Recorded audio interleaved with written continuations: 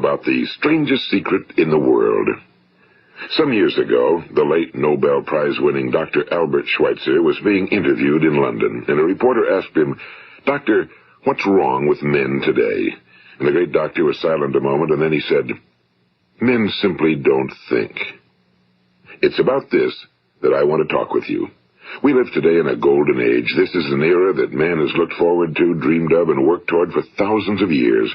But since it's here, we pretty well take it for granted. We in America are particularly fortunate to live in the richest land that ever existed on the face of the earth, a land of abundant opportunity for everyone. But do you know what happens? Well, let's take 100 men who start even at the age of 25. Do you have any idea what will happen to those men by the time they're 65? These 100 men who all start even at the age of 25 believe they're going to be successful. If you ask any one of these men if he wanted to be a success, he'd tell you he did. And you'd notice that he was eager toward life, that there was a certain sparkle to his eye, an erectness to his carriage, and life seemed like a pretty interesting adventure to him. But by the time they're 65, 1 will be rich. 4 will be financially independent. 5 will still be working. 54 will be broke.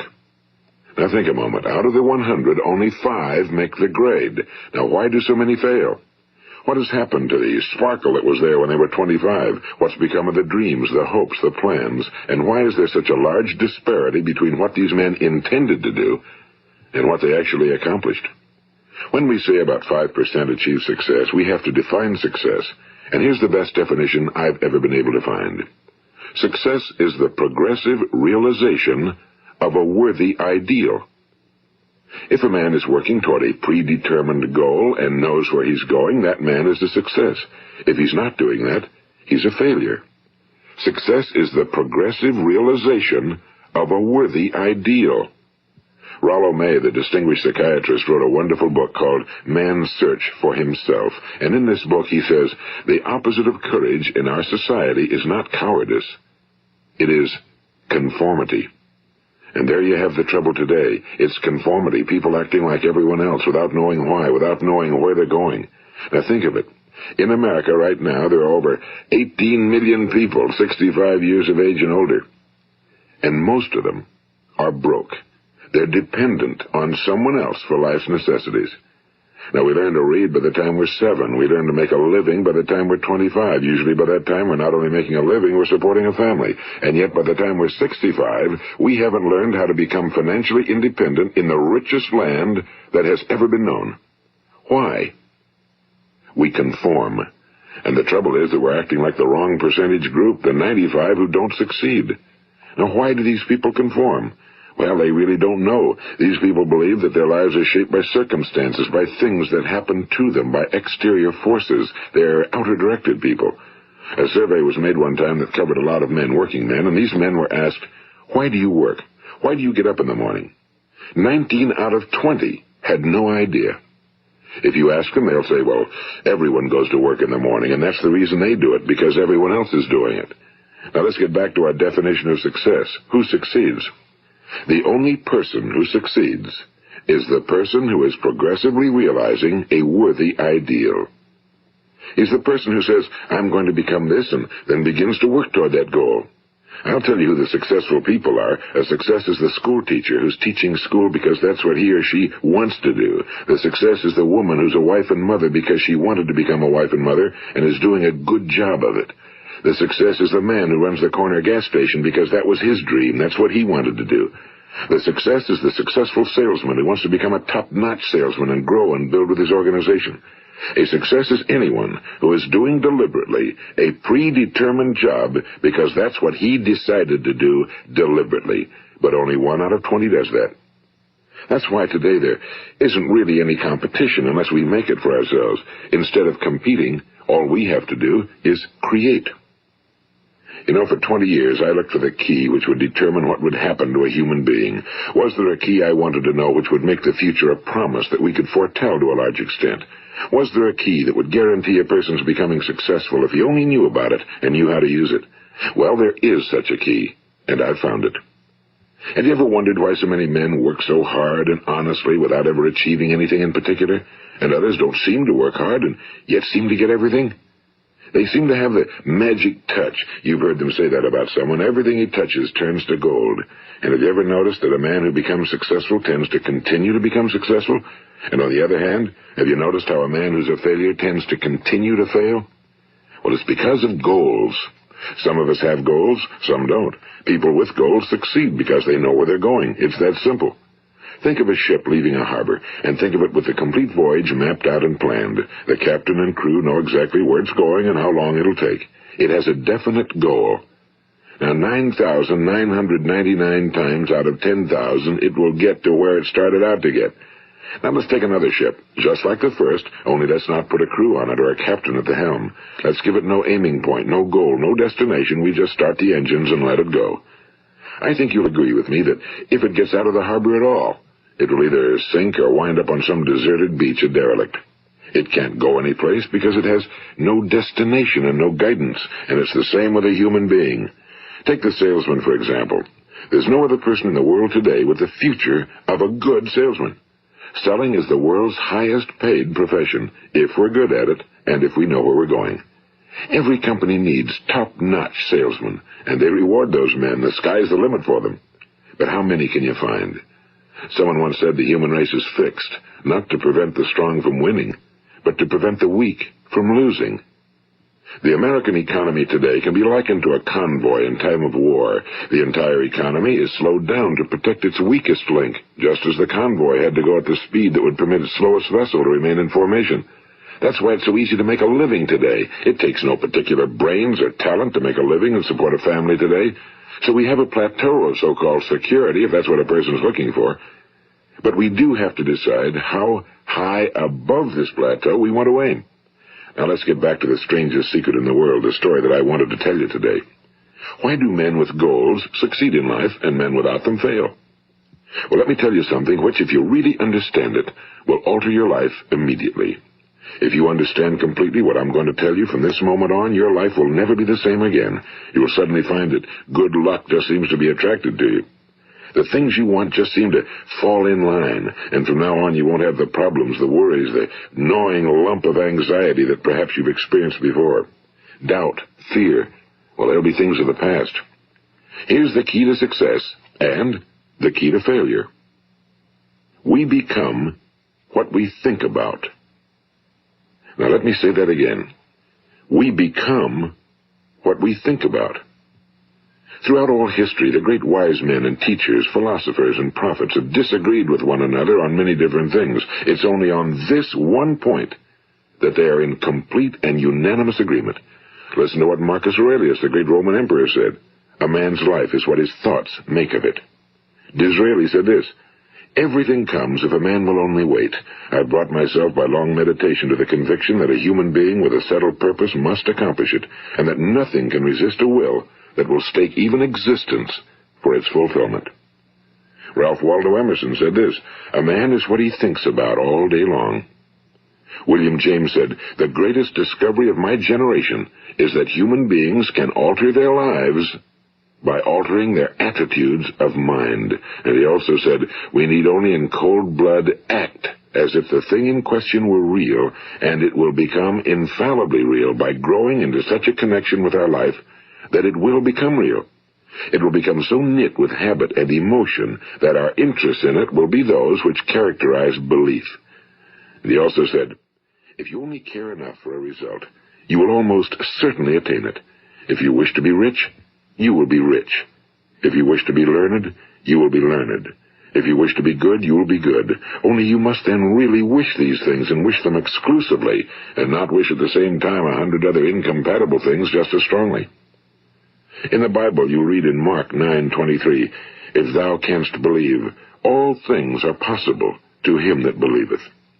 My old friend Dr. Norman Vincent Peale put it this way, this is one of the greatest laws in the universe. Fervently do I wish I had discovered it as a very young man. It dawned upon me much later in life, and I found it to be one of the greatest, if not my greatest discovery outside of my relationship to God. The great law, briefly and simply stated, is that if you think in negative terms, you will get negative results. If you think in positive terms, you will achieve positive results. That is the simple fact, he went on to say, which is at the basis of an astonishing law of prosperity and success. In 3 words, believe and succeed. William Shakespeare put it this way: our doubts are traitors and make us lose the good we oft might win by fearing to attempt. George Bernard Shaw said, people are always blaming their circumstances for what they are. I don't believe in circumstances. The people who get on in this world are the people who get up and look for the circumstances they want, and if they can't find them, make them. Well, it's pretty apparent, isn't it?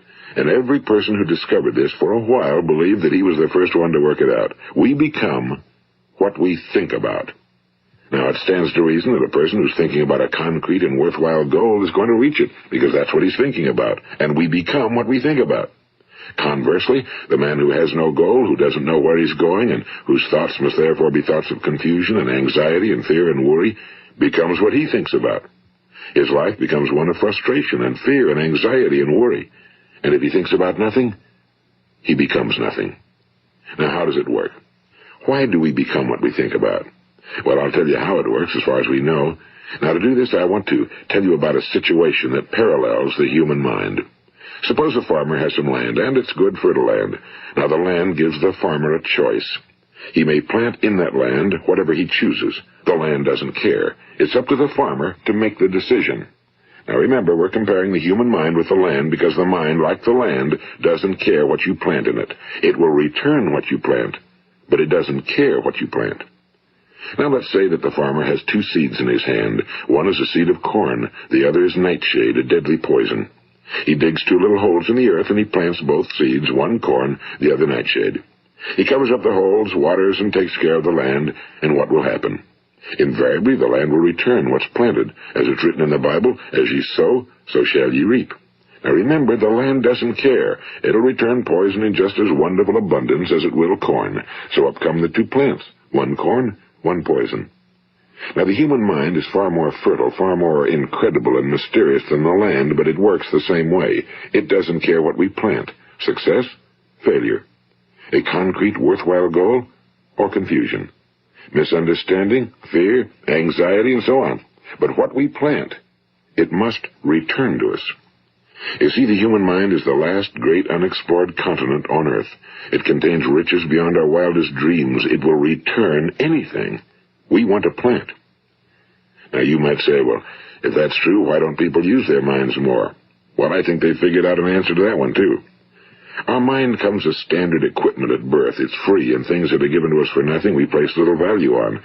Things that we pay money for, we value. The paradox is that exactly the reverse is true. Everything that's really worthwhile in life came to us free. Our minds, our souls, our bodies, our hopes, our dreams, our ambitions, our intelligence, our love of family and children and friends and country, all these priceless possessions are free. But the things that cost us money are actually very cheap and can be replaced at any time. A good man can be completely wiped out and make another fortune. He can do that several times. Even if our home burns down, we can rebuild it. But the things we got for nothing, we can never replace. The human mind isn't used because we take it for granted. Familiarity breeds contempt. It can do any kind of job we assign to it, but generally speaking, we use it for little jobs instead of big, important ones. Universities have proved that most of us are operating on about 10% or less of our abilities. So decide now, what is it you want? Plant your goal in your mind. It's the most important decision you'll ever make in your entire life. What is it you want? Do you want to be an outstanding salesman? A better worker at your particular job? Do you want to go places in your company, in your community? Do you want to get rich? All you've got to do is plant that seed in your mind, care for it, work steadily toward your goal, and it will become a reality. It not only will, there's no way that it cannot. You see, that's a law, like the laws of Sir Isaac Newton, the laws of gravity. If you get on top of a building and jump off, you'll always go down. You'll never go up, and it's the same with all the other laws of nature. They always work. They're inflexible. Think about your goal in a relaxed, positive way. Picture yourself in your mind's eye as having already achieved this goal. See yourself doing the things you will be doing when you've reached your goal. Ours has been called the phenobarbital age, the age of ulcers and nervous breakdowns and tranquilizers. At a time when medical research has raised us to a new plateau of good health and longevity, far too many of us worry ourselves into an early grave trying to cope with things in our own little personal ways without learning a few great laws that will take care of everything for us. These things we bring on ourselves through our habitual way of thinking. Every one of us is the sum total of his own thoughts. He is where he is because that's exactly where he really wants to be, whether he'll admit that or not. Each of us must live off the fruit of his thoughts in the future, because what you think today and tomorrow, next month and next year, will mold your life and determine your future. You're guided by your mind. I remember one time I was driving through eastern Arizona, and I saw one of those giant earth-moving machines roaring along the road at about 35 miles an hour with what looked like 30 tons of dirt in it, a tremendous, incredible machine, and there was a little man perched way up on top with the wheel in his hands guiding it. And as I drove along, I was struck by the similarity of that machine to the human mind. Just suppose you're sitting at the controls of such a vast source of energy. Are you going to sit back and fold your arms and let it run itself into a ditch? Or are you going to keep both hands firmly on the wheel and control and direct this power to a specific, worthwhile purpose? It's up to you. You're in the driver's seat. You see, the very law that gives us success is a two-edged sword. We must control our thinking. The same rule that can lead a man to a life of success, wealth, happiness, and all the things he ever dreamed of for himself and his family. That very same law can lead him into the gutter. It's all in how he uses it, for good or for bad. This is the strangest secret in the world. Now, why do I say it's strange, and why do I call it a secret? Actually, it isn't a secret at all. It was first promulgated by some of the earliest wise men, and it appears again and again throughout the Bible, but very few people have learned it, understand it. That's why it's strange, and why for some equally strange reason it virtually remains a secret. I believe that you could go out and walk down the main street of your town and ask one man after another what the secret of success is, and you probably wouldn't run into one man in a month who could tell you. Now, this information is enormously valuable to us if we really understand it and apply it. It's valuable to us not only for our own lives, but the lives of those around us, our families, employees, associates, and friends. Life should be an exciting adventure. It should never be a bore. A man should live fully, be alive. He should be glad to get out of bed in the morning. He should be doing a job he likes to do because he does it well. One time I heard Grove Patterson, the great late editor-in-chief of the Toledo Daily Blade, make a speech, and as he concluded his speech, he said something I've never forgotten. He said, "My years in the newspaper business have convinced me of several things. Among them, that people are basically good, and that we came from someplace, and we're going someplace. So we should make our time here an exciting adventure. The architect of the universe didn't build a stairway leading nowhere." And the greatest teacher of all, the carpenter from the plains of Galilee, gave us the secret time and time again. As ye believe, so shall it be done unto you. I've explained the strangest secret in the world and how it works. Now, on this side, I want to explain how you can prove to yourself the enormous returns possible in your own life by putting this secret to a practical test. I want you to make a test that will last 30 days. It isn't going to be easy, but if you'll give it a good try, it will completely change your life for the better. Now, back in the 17th century, Sir Isaac Newton, the English mathematician and natural philosopher, gave us some natural laws of physics which apply as much to human beings as they do to the movement of bodies in the universe. And one of these laws is that for every action, there is an equal and opposite reaction. Simply stated, as it applies to you and me, it means we can achieve nothing without paying the price. The results of your 30-day experiment will be in direct proportion to the effort you put forth. To be a doctor, you must pay the price of long years of difficult study. To be successful in selling, and remember that each of us succeeds to the extent of his ability to sell.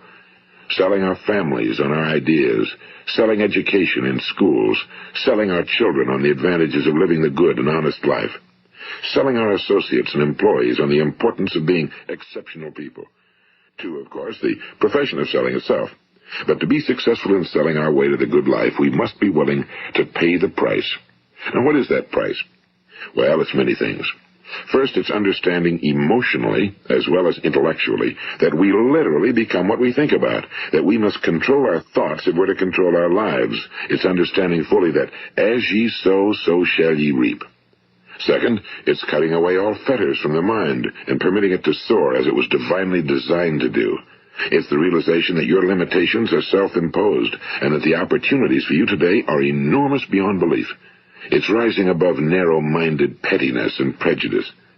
And third, it's using all your courage to force yourself to think positively on your own problem, to set a definite and clearly defined goal for yourself, to let your marvelous mind think about your goal from all possible angles, to let your imagination speculate freely upon many different possible solutions, to refuse to believe that there are any circumstances sufficiently strong to defeat you in the accomplishment of your purpose, to act promptly and decisively when your course is clear, and to keep constantly aware of the fact that you are, at this moment, standing in the middle of your own acres of diamonds, as Russell Conwell used to point out. And fourth, save at least 10% of every dollar you earn. It's also remembering that no matter what your present job, it has enormous possibilities, if you're willing to pay the price. Now let's just go over the important points in the price each of us must pay to achieve the wonderful life that can be ours. It is, of course, worth any price. 1. You will become what you think about. 2. Remember the word imagination and let your mind begin to soar. 3. Courage. Concentrate on your goal every day. 4. Save 10% of what you earn. And 5. Action. Ideas are worthless unless we act on them.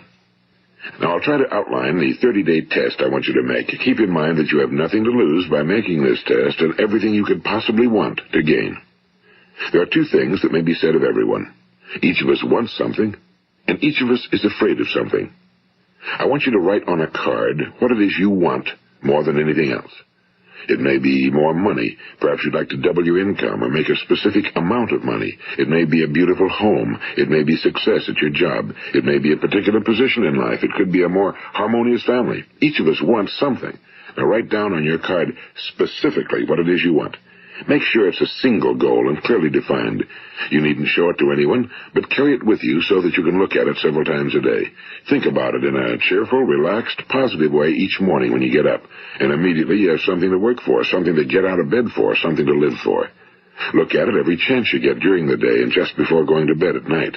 And as you look at it, remember that you must become what you think about, and since you're thinking about your goal, you realize that soon it will be yours.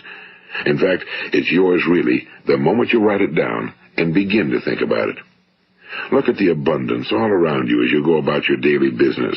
You have as much right to this abundance as any other living creature. It's yours for the asking. Now we come to the difficult part. Difficult because it means the formation of what is probably a brand new habit, and new habits are not easily formed. Once formed, however, it will follow you for the rest of your life. Stop thinking about what it is you fear. Each time a fearful or negative thought comes into your consciousness, replace it with a mental picture of your positive and worthwhile goal. And there'll come times when you'll feel like giving up. It's easier for a human being to think negatively than positively. That's why only 5% are successful. You must begin now to place yourself in that group. For 30 days, you must take control of your mind. It will think about only what you permit it to think about. Each day for this 30-day test, do more than you have to do. In addition to maintaining a cheerful, positive outlook, give of yourself more than you've ever done before.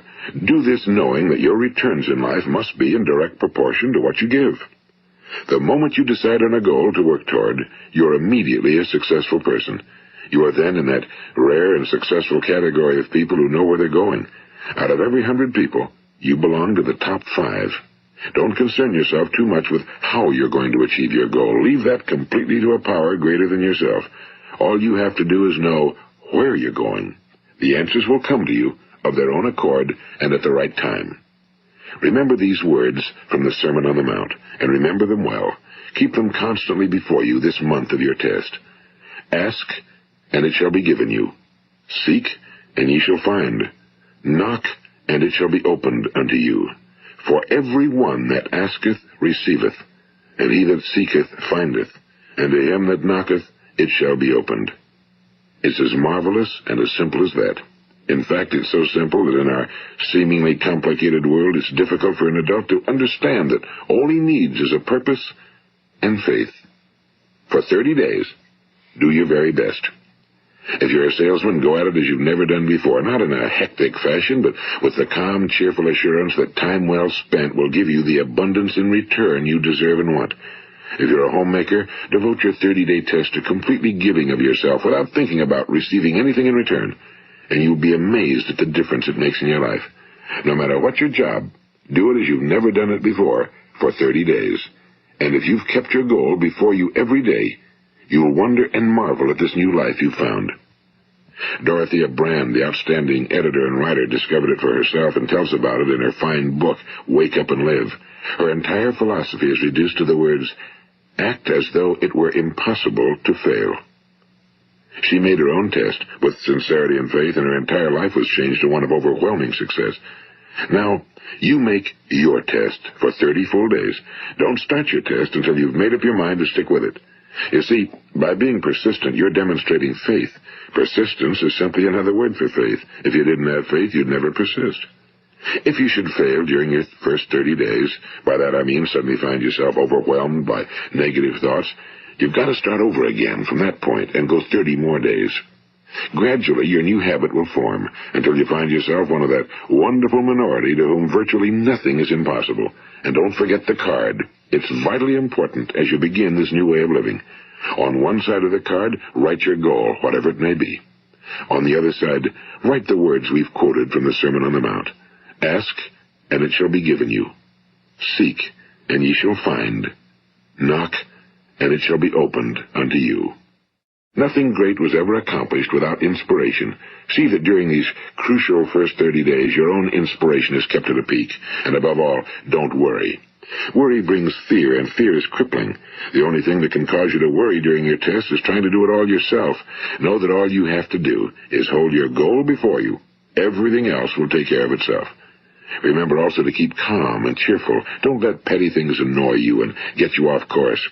Now, since making this test is difficult, some will say, why should I bother? Well, look at the alternative. No one wants to be a failure. No one really wants to be a mediocre individual. No one wants a life constantly filled with worry and fear and frustration. Therefore, remember that you must reap that which you sow. If you sow negative thoughts, your life will be filled with negative things. If you sow positive thoughts, your life will be cheerful, successful, and positive. Now, gradually, you will have a tendency to forget what you've heard on this recording. Play it often. Keep reminding yourself of what you must do to form this new habit. Gather your whole family around at regular intervals and listen to what's been said here. You know, most men will tell you that they want to make money without understanding the law. The only people who make money work in a mint. The rest of us must earn money. This is what causes those who keep looking for something for nothing or a free ride to fail in life. The only way to earn money is by providing people with services or products which are needed and useful. We exchange our time and our product or service for the other man's money. Therefore, the law is that our financial return will be in direct proportion to our service. Now, success is not the result of making money. Making money is the result of success, and success is in direct proportion to our service. Most people have this law backwards. They believe that you're successful if you earn a lot of money. The truth is that you can only earn money after you're successful. It's like the story of the man who sat in front of the stove and said to it, give me heat, and then I'll add the wood. How many men and women do you know, or do you suppose there are today, who take the same attitude toward life? There are millions. We've got to put the fuel in before we can expect heat. Likewise, we've got to be of service first before we can expect money. Don't concern yourself with the money. Be of service. Build, work, dream, create. Do this, and you'll find there's no limit to the prosperity and abundance that will come to you. Prosperity, you know, is founded upon a law of mutual exchange. Any person who contributes to prosperity must prosper in turn himself. Sometimes the return will not come from those you serve, but it must come to you from someplace, because that's the law. For every action, there is an equal and opposite reaction. As you go daily through your 30-day test period, remember that your success will always be measured by the quality and quantity of service you render, and money is a yardstick for measuring this service. No man can get rich himself unless he enriches others. Now, there are no exceptions to a law. You can drive down any street in America and from your car estimate the service that's being rendered by the people living on that street. Had you ever thought of this yardstick before? It's interesting. Some, like ministers and priests and other devoted people, measure their returns in the realm of the spiritual, but again, their returns are equal to their service. Once this law is fully understood, any thinking person can tell his own fortune. If he wants more, he must be of more service to those from whom he receives his return. If he wants less, he has only to reduce his service. This is the price you must pay for what you want. If you believe you can enrich yourself by deluding others, you can end only by deluding yourself. It may take some time, but just as surely as you breathe, you'll get back what you put out. Don't ever make the mistake of thinking you can avert this. It's impossible. The prisons and the streets where the lonely walk are filled with people who tried to make new laws just for themselves. We may avoid the laws of man for a while, but there are greater laws that cannot be broken. An outstanding medical doctor recently pointed out 6 steps that will help you realize success. 1. Set yourself a definite goal. 2. Quit running yourself down. 3. Stop thinking of all the reasons why you cannot be successful and instead think of all the reasons why you can. 4. Trace your attitudes back through your childhood and try to discover where you first got the idea you couldn't be successful, if that's the way you've been thinking. 5. Change the image you have of yourself by writing out a description of the person you would like to be. And 6. Act the part of the successful person you have decided to become. The doctor who wrote those words is a noted West Coast psychiatrist, Dr. David Harold Fink. Do what the experts since the dawn of recorded history have told you you must do. Pay the price by becoming the person you want to become. It's not nearly as difficult as living unsuccessfully. Make your 30-day test, then repeat it again, and each time it will become more a part of you until you'll wonder how you could ever have lived any other way. Live this new way, and the floodgates of abundance will open and pour over you more riches than you may have dreamed existed. Money? Yes, lots of it. But what's more important, you'll have peace. You'll be in that wonderful minority who lead calm, cheerful, successful lives. Start today. You have nothing to lose, but you have a whole life.